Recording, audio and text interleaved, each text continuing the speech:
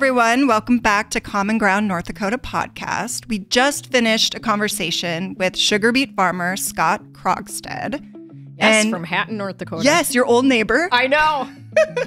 I mean, it's a small world, folks. It is, but we learned so much. This was a good episode. It was. It was fun to learn about all that it takes to grow the sugar beets to then produce sugar that we can use. It's a year-round job, right? Right. Absolutely. Hey, welcome back to the Common Ground North Dakota podcast. I'm Heather. And I'm Jen. I've been a chef for 10 years. And I'm a registered dietitian. We've all heard the saying, farm to table. But what if the conversation was table to farm? Join Jen and I as we sit down with ag experts to dig in and find out more about North Dakota agriculture. So I'm excited to welcome Scott Krogstad to our show to educate us on all things sugar beets. Sugar beets. Thanks for coming, Scott. Welcome to the studio. Hey, thanks for having me. Yeah. So we have lots of questions. And first, Heather. Yes. I'd like to point out the irony in having a dietitian interview a sugar beet farmer. Right. I mean, it's kind of funny. It Don't be is kinda nervous. funny. Don't worry. I won't talk. You're not going to let them have about it? nutrition. No. Okay. No, a lot of people think that. Like, sugar is bad. Sugar, But it can be a part of your diet. And Actually, yes. Yeah. Because in working with athletes, we use sugar a lot. You think of chocolate milk. chocolate milk after a as workout. Yes. Yeah. Quick energy is like super important when we're working with athletes. So it's a part of everybody's diet. That's a great way to look at it. Yeah. Yeah. Well, and so sugar beets, I feel like I see them, right? Like when the trucks are rolling down the street and then you see one on the ground, it's like a sugar beet in the wild. I mean, that's so exciting. So I see that happening. And then I buy my bag of crystal sugar and bring it home. But what happens in between, Scott? Like where between the trucks? I mean, how does it it doesn't even look like what's going on? that. Can you help us? We have a lot It's of not questions. very glamorous. It isn't.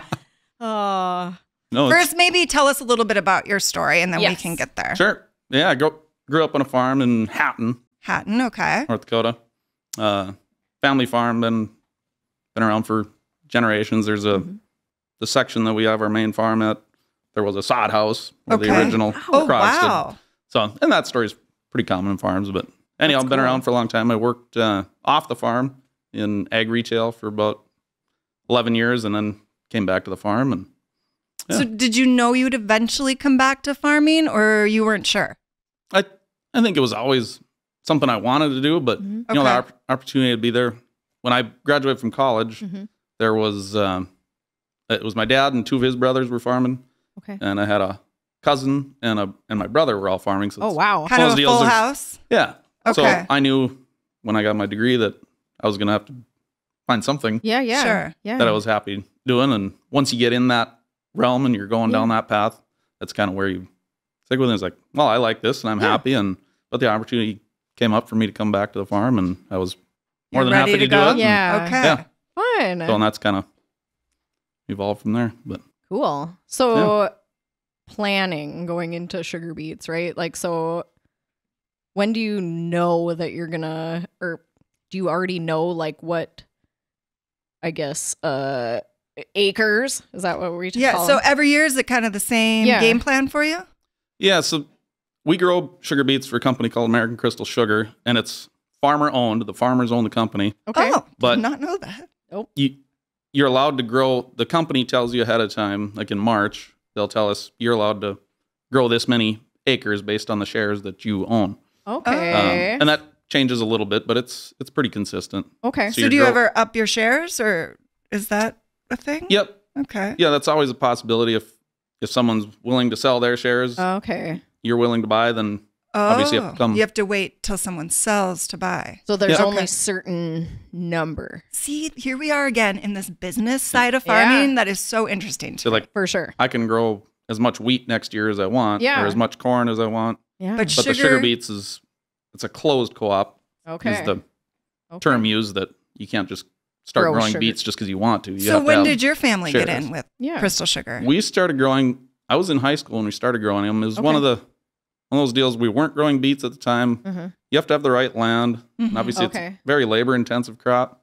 So you have to be prepared for all that. A lot of extra equipment, specialized equipment. Right. It's a commitment. So it's like you have a combine that harvests your wheat and soybeans and corn and how many other crops. But sugar beets, you have a topper, a harvester, specialized seeding equipment. Oh, wow. So you have to invest in all that equipment. So when you're making that jump, you have to do that. And in the 90s, we had a number of years in our area, and it was all over North Dakota for that matter. Wheat just became a crop that was not profitable. People were quitting farming. It just wasn't a profitable crop. Disease was rampant. And everybody was looking for a different crop to grow to try and stay afloat. We're in an area where sugar beets can be grown. We just weren't on our farm at the time. So we decided to make that jump, or my dad and his brothers did. And it was best decision they probably ever made. Oh, that's great. Because now what percentage of what you grow is sugar beets? It's about 20% of our farm is sugar beets. Okay. So you're still doing some wheat? Yep. Okay. We still grow wheat, spring wheat. Okay. Sugar beets, corn, soybeans, edible beans. Okay. Sometimes some barley. All right. So a lot of different crops. How many sugar beet farmers are there, do you know, in North Dakota? Like approximately? Just in North Dakota? I don't maybe 1,000. I don't know. Okay. Okay. That's significant. Yeah. And like, do you have to be near the plants that make the sugar? So how does that all work? Are you in charge of, well, you're in charge of growing them, but then are you in charge of transporting them all to Crystal Sugar? Is that part of the deal? Yeah. So there's, long story short, there's 5 factories up and down the Red River Valley. Okay.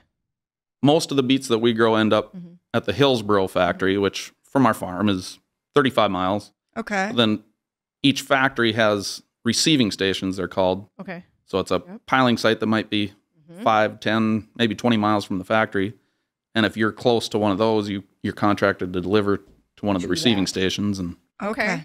And so then throughout the winter months, like right now, an outside company is hired to transport the beets from the receiving stations to the factories. Okay. So that goes on. So that's why we see them months. sometimes in the winter. I'm like, where are these coming from? There's snow on the ground. So that's why they're transporting them. They're getting them to the main factory. Okay. Makes sense. So these sugar beets, like, can I bring a sugar beet home and peel it, dice it, and roast it? Is that a thing, Scott? Well, would that be delicious? And have you done that? I have not. Okay. Not recommended? I sample them out in the field once in a while. Oh, what do they taste like? Is it like jicama? What's it like? Or starchy potatoes? Yeah, what's it? They taste like sugar. They taste like sugar. So especially sweet? Later in the fall, they accumulate sugar over time. Yeah. So the later in the year would be the best time to if you dare bite into one. I mean, maybe we should. I kind of want to. They have kind of an aftertaste, so I'd say it's not recommended, but they are sweet. They are sweet. So what? So you said like it accumulates. Wash the dirt off first, maybe. Well, maybe. Yeah, sure. A little bit that's of advice. Good for us too, right? Yeah. Jen? A little bit of immunity, minerals. Yeah, builds immunity. I don't know if that's actually a fact, so please don't take that as a. That's funny. So you said a sugar beet accumulates sugar. So are there things that affect the sugar content of the sugar beet? Is it dependent on moisture? Is it like how hot it gets or like the temperature? Yeah, that's a huge part of it. So every growing season is different. Okay. On average, we end up harvesting beets at the end of the year that are 18% sugar. Okay. So that's what the company is going to try and extract now when we're processing them. Try to get every bit of that 18% that you possibly can. So do you test them when they're in the ground to see where their sugar content's at? Yep. So during a time period called pre-pile, so they try to get the factories going about the middle of August to lengthen out the time and make the factories more efficient. So they start middle of August, and obviously the sugar isn't real high at that point. Yeah. But moisture, so the wetter it is, basically what the beet, we talked about that as a root crop, the sugar content goes up throughout the year, but the more moisture you have, the more diluted, so the beet will suck up water. Oh, so it cuts the sugar content. That makes sense. So if it's a drier fall, then the beets have higher sugar content. If it's a wetter fall, then the sugar content's a little lower. And obviously time, the earlier we get them planted, the more time the beets are given to accumulate there's so sugar. Many things. There's a lot of variables, but on average, we end up with about 18% sugar. 18%. Yep. Huh. So Sugarbeets, there's so much like to it. Like you need the special equipment, and they don't like a lot of moisture, but not too much. Yep.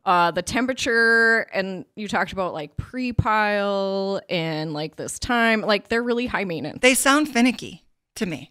I mean, not to be rude to the Sugarbeets, but they're like the Chanel to my Target.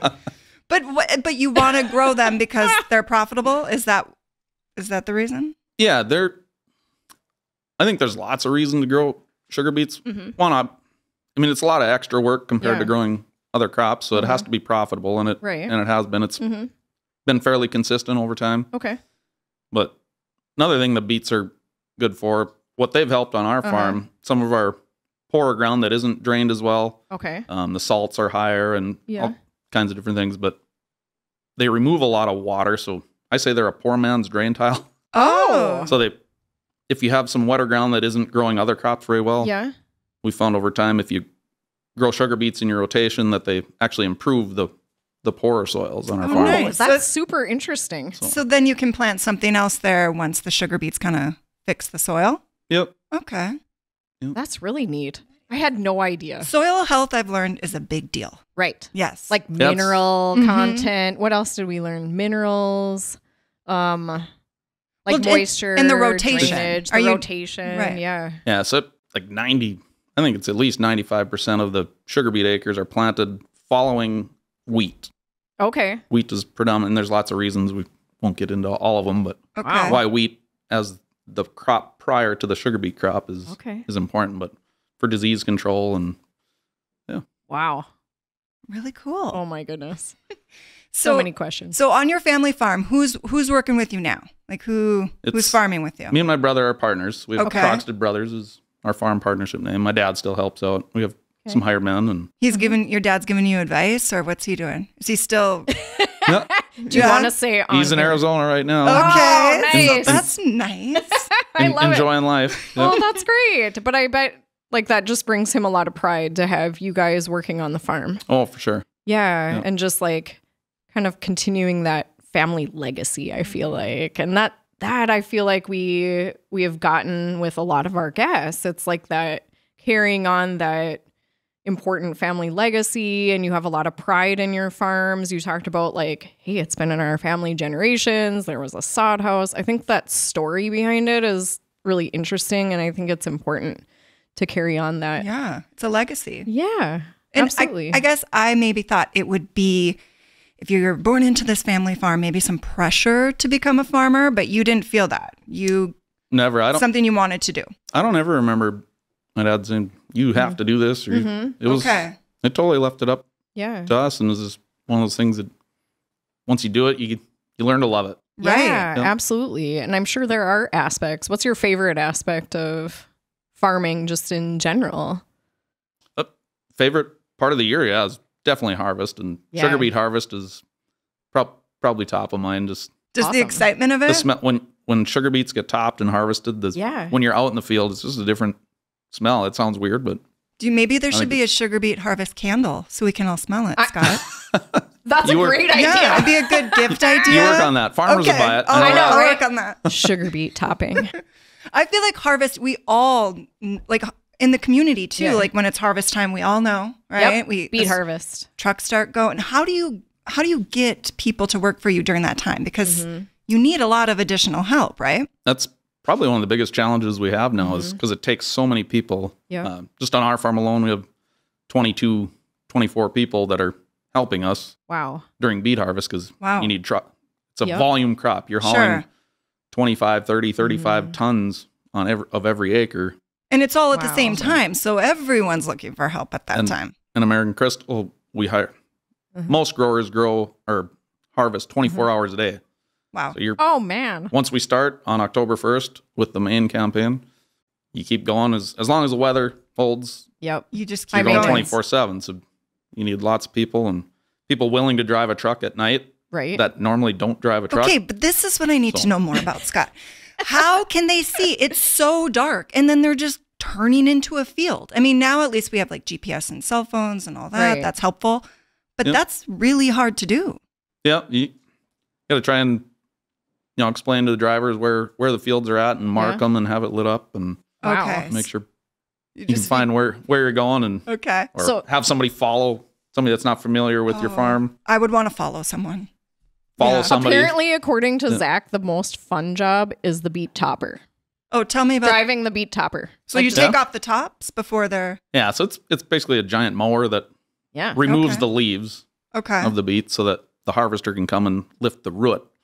That's what we want. What do you do with the leaves? Anything happen with them? Yeah. They just get plowed under, and there's a fair amount of nitrogen in them. So when we till them under for the crop that we plant following that, gets to utilize that. So, so it's not wasted per se, but they're not fed to animals. Okay. Bummer. That was going to be my next question. Anyway, so like they top off the beets and then right behind it, right? Like the harvester comes and it lifts the beet out of the ground, but then you told us maybe we should wash off the dirt and like, so does... Can't eat it right away. I mean, so does the equipment do that too? Does it kind of scrub it or how does that work? Yeah, there's a little bit of dirt removal in the harvesting process, or some people call it a lifter. Okay. But the majority of any dirt that's left, 2-3% roughly, gets removed at the factory. They wash them essentially and before they get sliced and processed. Sliced and processed. Okay. So have you ever been to the like factory to observe like how the sugar beets are like cut and then boiled, I would guess? Yeah, they like, get mushed up and boiled and then... Yeah, basically they get cut up into like a French fry almost. Yeah. And French fry. Sliced and boiled to remove the sugar, and it's complicated, but it is. It is. Yeah. And so, fun fact, going back to my NDSU days, because I went to NDSU in the agriculture college and, my whole family went there. Anyway, I had to, I was in an agriculture sorority and they're like, Jen, you're going to agriculture in the classroom. I'm like, all right. And they're like, they'll have a script. I don't know what you're going to do. So I show up. Guess what I'm teaching? Sugarbeet 101? Yes, how sugar beets get made into sugar. Literally. Oh, so teach us, I don't remember Jen. a ton of it. You could probably teach me something. Yeah, let's hear it. Like, so I remember like the French fry, like cutting, and I showed a little like model of it, right? It does look like French fries. Yeah. And then they boil it, right? And then you put it in a big dryer. I was going to say, is it dehydrated? They dry it, right? Or is that powdered sugar? Well, that's at the end, yeah. Yeah, okay. Once they have the sugar made, it's got some moisture in it. They have to dry it. Yeah. And then dry it and cool it. Right. When it's done. Yeah. And then to make brown sugar. Oh, let's hear this. They add molasses. Is that right? That's correct. Really? Which comes from the process. Yeah. So when it's being made, molasses is extracted? Yeah, there's a certain amount of sugar that isn't that they can't extract. Yeah. Okay. Yeah. And it ends up in a separate part of the process. Isn't and then crazy? they're able to make gotta go to powdered sugar, there's just the regular granulated sugar, and then there's brown sugar. I mean, what one? Liquid sugar? I like them all. Liquid sugar. You need them all. Yeah. As a chef, so I mean, you probably use all these. Yeah, they're all different. And for different things. Like brown sugar and cookies, right? Mm-hmm. Even if the recipe doesn't call for brown sugar, you always use half brown sugar. Because it just gives it this depth of flavor, this little bit of like caramel finish. Oh, well, I'm going to do that now. That's the molasses. And powdered sugar, what would we do without it?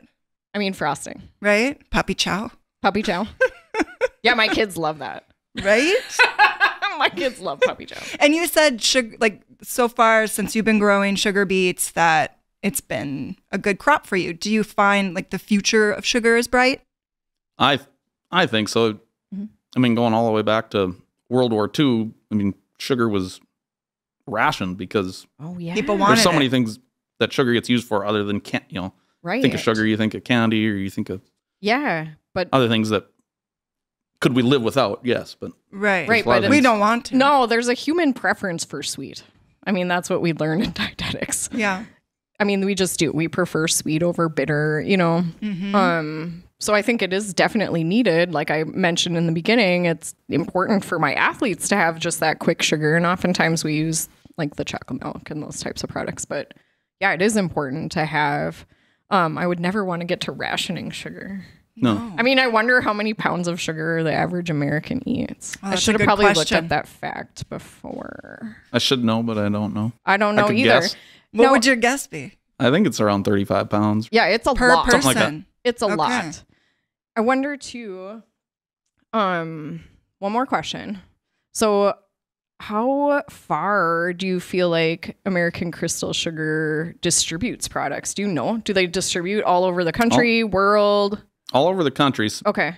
As far as I know, there isn't any sugar that gets exported. Okay. Because as a whole, the sugar Yeah. industry in the United States only produces about half of what we use. The other Okay. half gets Comes in? imported. Okay. So it's our sugar is American Crystal's sugar is marketed through a company called United Sugars. Okay. Who we actually work with a cane refinery in Florida. Oh, really? Really? So that part of the country gets Okay. sugar from cane through United Sugars, but So they do Interesting. both types it's all of over sugar. the country. We have a sugar dome, it's called, where Oh. in Chicago, where Chicago's a huge area Yeah. for sugar manufacturers, Okay. the candy and There's a confections. sugar dome. I Scott? think of like the Yep. corn castle Wow, in like yeah. South Dakota. Someday I'll get Now there's a get there to sugar see it, but- dome. Road trip. So obviously we only have so much, just like a farmer only has so much room for grain on his Yeah. farm. Our You sugar only have- plants only have so much room for the sugar because Oh. once these factories are going, I suppose They're cranking filling- out the sugar like nobody's business. yeah. That's So awesome. we send so many cars of sugar per Okay. day to Wow. that dome in Chicago, and, The sugar dome. and then it gets Okay. distributed from there. It's been a big plus to the company to have that. Yeah. Well, that's nice to have the sugar dome right there in Chicago. I know. So, Scott, you mentioned you're sending it to your products to a place where that manufactures cane sugar too. So, is there what's the difference between cane sugar and beet sugar? Nothing is Okay. no sugar Just is the sugar. same? Sugar, Okay. sugar. Yep. Yes, Okay. the cane sugar came from a cane plant, but Mm-hmm. once that sugar's in a bag, sugar's sugar. It's Sugar is sugar. 99.9999.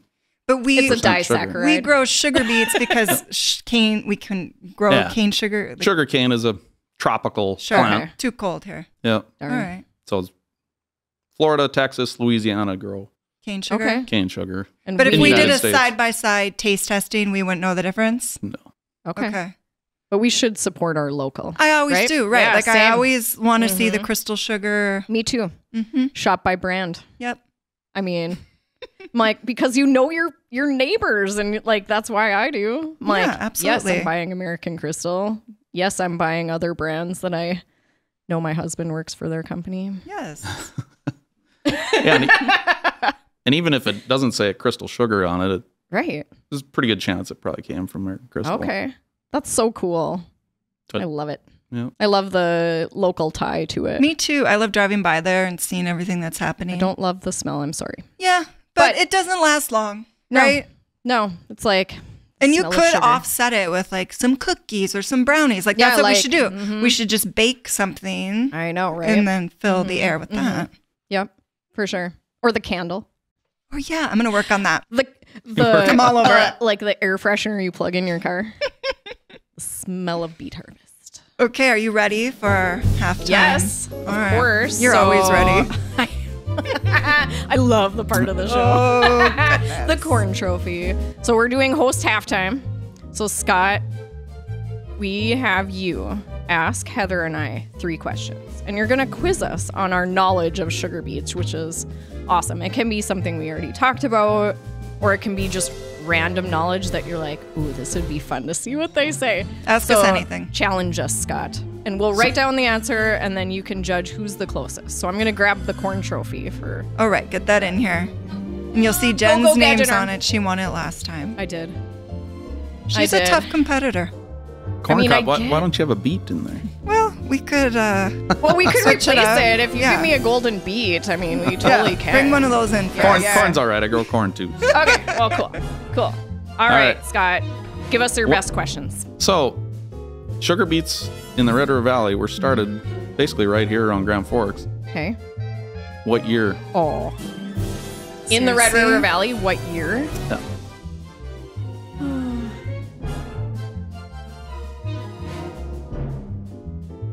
$1975. 1952.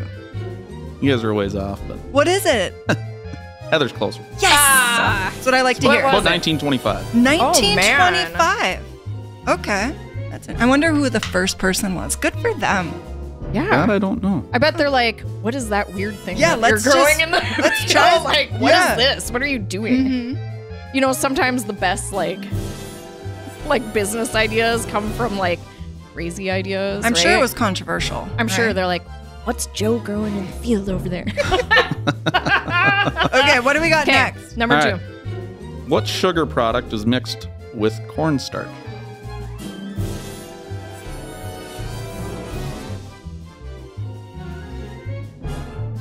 Feeling confident about this. Same. Powdered sugar. Powdered sugar. All right, you got a tie on that one. Okay. Yes. Ooh, Heather's ahead So I by wonder 1. what the ratio is for that. But it makes sense because it has the same texture, doesn't right? Stick. Yeah. I'll look into it. Okay. Awesome. All right, last final. question. What is extracted from the sugar beet, but then added back in to make brown sugar the color brown? I think I gave away the answer. Yeah, you did. Thanks, Jen. Curses. Molasses. Molasses. Awesome. Too easy, maybe. Oh my Well- gosh. No, Heather's excited because now she won. I did. And this is the only second time I've won. So, We're kind of tied. We're are like we? 2-2. Feels like right? you keep winning. No. Just going I to think we change my keep name changing on it the back and forth. trophy. It's like the wrestling belt. You know. There we go. Okay. Heather gets. Heather has the golden corn trophy until next time. Till next right? time. And All right. Well, good questions. yeah, we so appreciate you sharing all your knowledge, and we always like have way more questions, I feel like. So, you know, if we invite you back, Yes. that'd be great. Or Love like some visit the follow-up. farm. Or like, you know, maybe if we take a road trip to the what was it again? Sugar Dome. The Sugar Sugar Dome. Dome. I'd Yes. like that. I know, right? I haven't seen it yet. I've just seen What? pictures. So. So, Scott, last question. Okay. What's your favorite part about being part of the North Dakota agriculture community? Well, I think right now I'm on the Red River Valley Sugar Beet Growers Association, Cool. the executive committee, and I'll be out in Washington, D.C. in a couple weeks. Wow. Oh, Telling our story in Washington to make sure that sugar's always going to be a part of growing in the valley, and that's so cool. That's something an opportunity I wouldn't have if I wasn't growing sugar beets. So Wow. and get to meet growers from all over the country, and What Oh, an very exciting cool. opportunity and like great to put North Dakota out there, I feel like. yeah. So we go out there every year to make sure that, Okay. let's face it, there's only a couple thousand sugar beet growers in the entire country, and Right? So you have to use your voice to let Yep. people Yeah. know. yeah. Yeah. That's neat. Oh, That'll be a great good. experience. Yes. Thanks for representing North Dakota. Yeah. Awesome. Getting the word out. Awesome. Okay. Well, I feel like we should go home and make some cookies or I something. know, right? Got to use up that sugar. Or maybe lemonade. Lemonade. Yep. Yeah. Energy bites Energy bites. for my Okay. athletes. Mm-hmm. Mm-hmm. Yep. All right. Well, thanks for coming in, Scott. Yeah, thank you. Thanks. All right. We'll see you next time. Yes. Follow us on social media. Yep. Come to our website to find more episodes. Mhm. North Dakota Common Ground. Yes. Where we're asking those tough questions. We'll see you next time. Thanks for tuning in to the Common Ground North Dakota podcast. Make sure to follow us on social media and subscribe to our YouTube channel. Most importantly, send us your questions about North Dakota agriculture by visiting our website. You might win a prize. We'll see you in the next episode of the Common Ground North Dakota podcast.